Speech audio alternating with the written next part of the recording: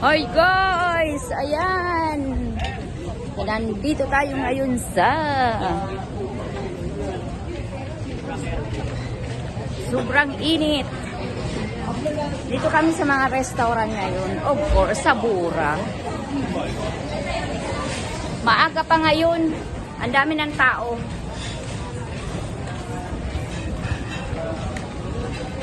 Ang ganda dito guys kasi yung pinong-pino, tapos ang daming restaurant, halos nandito ang restaurant kasi tourist spot ito, so nandito lahat ng restaurant na wala ka nang hahanapin.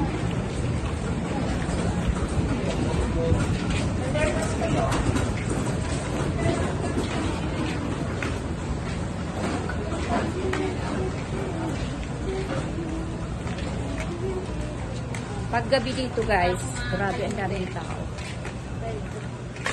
Nandito kami sa mga bilihan kasi bibili kami ng pasalubong, mga souvenir.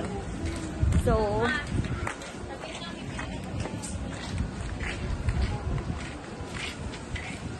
sarap nung breakfast namin sa hotel.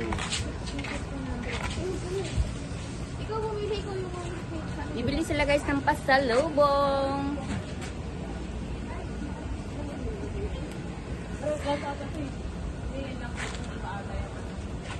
Mag-ikot-ikot kami dito. Tanggalin na natin guys ang salamin. Ang mura ng bili namin ng salamin.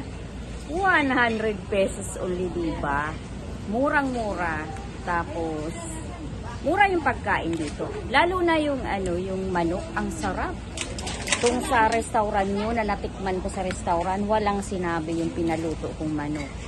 Crunchy siya. Yung skin niya is napakanipis. Murang-mura siya guys, 400. Isang buo. Tapos luto na isinerve sa'yo, mainit pa. Tuwan-tuwa ako doon sa kinain namin kasi binayaran lang namin, hindi siya masyadong pricey, pero sulit na sulit yung kinain namin. So, yung pag-stay ko dito sa Boracay, walang pagsisisi. Dahil nag-enjoy ako. Andito kami sa mga bilihan ng kasi namimili sila ng pasalubong guys. So, grabe ang saya namin dito. Thank you guys. I hope makapunta kayo dito.